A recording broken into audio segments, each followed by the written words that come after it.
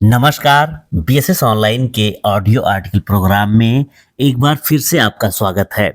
मेरा नाम अखिलेश है। आज का हमारा टॉपिक है भारत रत्न डॉक्टर भीमराव अंबेडकर की भारत वापसी। यह टॉपिक सामान्य अध्ययन प्रश्न पत्र भारतीय समाज से जुड़ा हुआ है। इससे पहले हमने डॉक्टर भीमराव अंबेडकर से जुड़े पार्ट 1 और पार्ट 2 को सुन और जान चुके हैं। अगर आपने नहीं सुना तो प्लेलिस्ट में जाकर जरूर सुन सकते हैं। तो चलिए आज के इस टॉपिक भारत रत्न डॉक्टर भीमराव अंबेडकर की भारत वापसी की शुरुआत करते हैं। बाबा साहेब डॉक्टर भीमराव अंबेडकर कानून और राजनीति विज्ञान का अध्ययन करना चाहते थे। इसीलिए उन्होंने लंदन जाने का निर्णय लिया। यहाँ कानून की पढ़ाई के लिए ग्रेज इन तथा अर्थशास्त्र की पढ़ाई के लिए लंदन के economics and political science university में अपना दाखिला लिया। इसी बीच उन्होंने बड़ौदा के कोषाध्यक्ष को पत्र लिखा कि उनका मानसिक वजीफा उनके लंदन के पते पर भेजा जाए, पर वहां के अफसर लोग उनका वजीफा बढ़ाने को तैयार नहीं थे। उनसे तुरंत भारत वापस आने को कहा गया। डॉक्टर अंबेडकर इन नए हालातों से उदास हो गए और बेमन से उन्होंने अपना सामान थॉमस कुक एंड सन्स द्वारा बंबई भिजवाया तथा खुद कैसरे हिंद जहाज से स्वदेश रवाना हो गए। कहते हैं कि मुसीबत कभी अकेले नहीं आती। जिस जहाज से उनका सामान आ रहा था वह बीच समुद्र में ही डूब गया। उस सामान में उनकी कई कीमती पुस्तकें थी जो उन्होंने अमेरिका में एकत्र की थी। डॉक्टर अंबेडकर 21 अगस्त 1917 को बंबई भारत वापस पहुंचे। अनुबंध के अनुसार बाबा साहब को बड़ौदा जाना था, पर उनके पास बड़ौदा जाने के लिए रुपए नहीं थे। तभी उन्हें यह शुभ समाचार मिला कि उनके सामान के खो जाने पर उन्हें बीमे के 2000 रुपये मिले हैं। उन्होंने कुछ रुपए अपनी पत्नी को दिए और स्वयं बड़ौदा के लिए रवाना हो गए। उन्होंने तार द्वारा अपने आने की सूचना बड़ौदा भेज दी थी।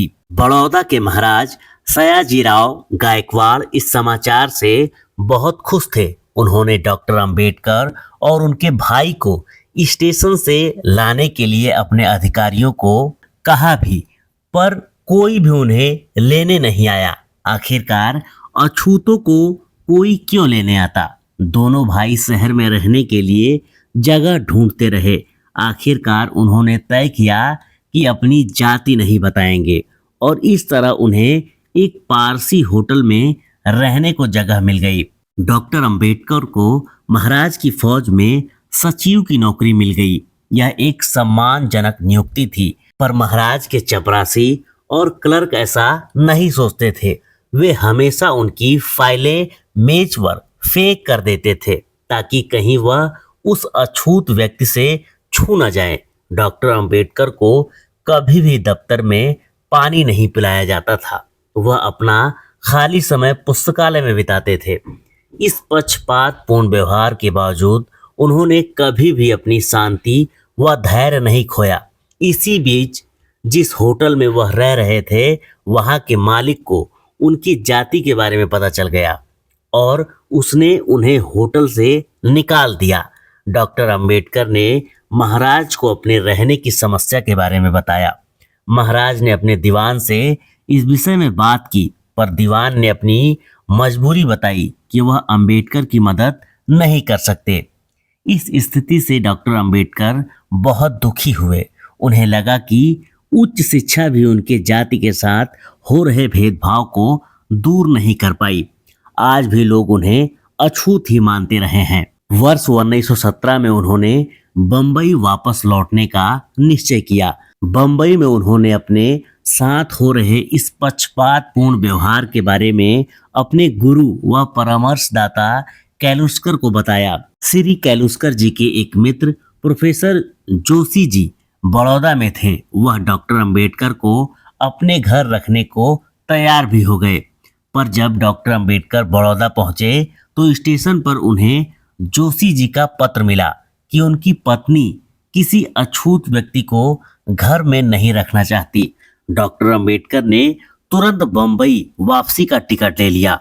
वह और शर्मिंदगी नहीं उठाना चाहते थे। बंबई में उनसे अछूतों के लिए होने वाले सम्मेलनों में भाग लेने को कहा गया, पर उन्होंने मना कर दिया क्योंकि इस समय उनके लिए नौकरी करना जरूरी था।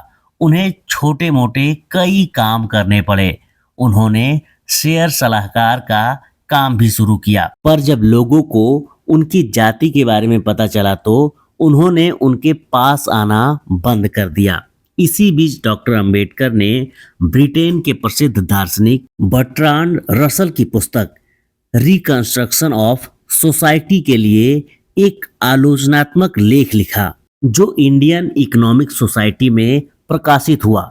इसी तरह उनके कई लेख व निबंध प्रतिष्ठित पत्र पत्रिकाओं में छपने लगे, पर वह अब भी एक सम्मानजनक नौकरी की प्रतीक्षा में थे। आखिरकार भाग्य उन पर मुस्कुराया। उन्हें बंबई के Sydenham college of commerce and economics में लेक्चरर के एक रिक्त स्थान के बारे में पता चला। उन्होंने तुरंत उस पद के लिए आवेदन दिया। उन्होंने प्रोफेसर एडविन कॉनन का हवाला भी दिया।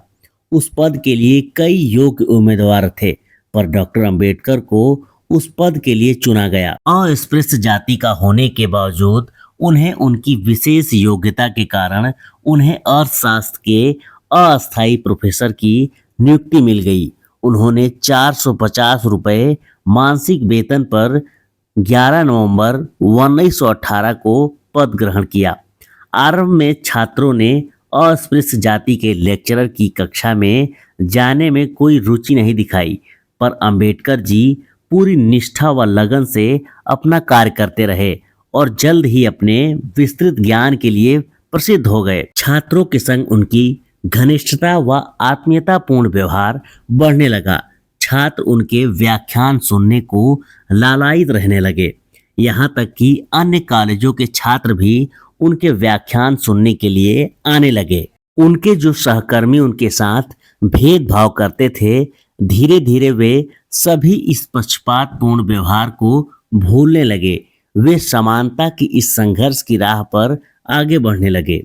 अपने खाली समय में वह आसपास के पिछड़े इलाकों में जाते और पिछड़े व निराश लोगों को जागरूकता फैलाते, उन्हें उनके अधिकारों के प्रति सचेत करते। इसी दौरान उनका परिचय महाराष्ट्र में कोल्हापुर के छत्रपति साहूजी महाराज से हुआ, जो छत्रपति शिवाजी के वंशज थे तथा पिछड़ी जाति के लोगों से हमदर्दी रखते थे। शिवाजी के फौज में उनके महत्वपूर्ण योगदान को सराहते थे। वह डॉक्टर अंबेडकर को दलित जाति के लोगों के लिए कार्य करने और उनकी उन्नति के लिए निरंतर प्रोत्साहित करते। उन्होंने डॉक्टर अंबेडकर को एक पत्रिका निकालने को कहा जो इसी कार्य में सहयोग दे। उन्होंने 31 जनवरी 1920 को मूक नायक नामक मराठी पाक्षिक पत्र निकाला। इस पत्रिका के लिए उन्होंने स्वयं चंदा एकत्रित किया था। डॉक्टर अंबेडकर को अब भी अपनी उस डिग्री की कमी महसूस होती जिसे वह लंदन से प्राप्त नहीं कर सके। उन्होंने लंदन यूनिवर्सिटी से पता किया कि क्या अब भी उन्हें दाखिला मिल सकता है। उनकी प्रसन्नता की सीमा नहीं रही जब उन्हें पता चला कि वह अभी लंदन जाकर पढ़ाई कर सकते हैं। डॉक्टर अंबेडकर ने 5 जुलाई 1920 को अपनी प्रोफेसर की नौकरी छोड़कर लंदन जाने की तैयारी करने लगे। उन्होंने अपने मित्र नवल भथेना से 5000 रुपये उधार लिए और कोल्हापुर के साहूजी महाराज से भी उन्होंने कुछ आर्थिक सहायता ली। इसी के साथ भारत रत्न डॉक्टर भीमराव अंबेडकर की भारत वापसी पर बना ये आर्टिकल आपको कैसा लगा, कमेंट बॉक्स में लिखकर जरूर शेयर कीजिएगा। अभी के लिए बस इतना ही। मिलते हैं अगले एपिसोड में, तब तक के लिए धन्यवाद।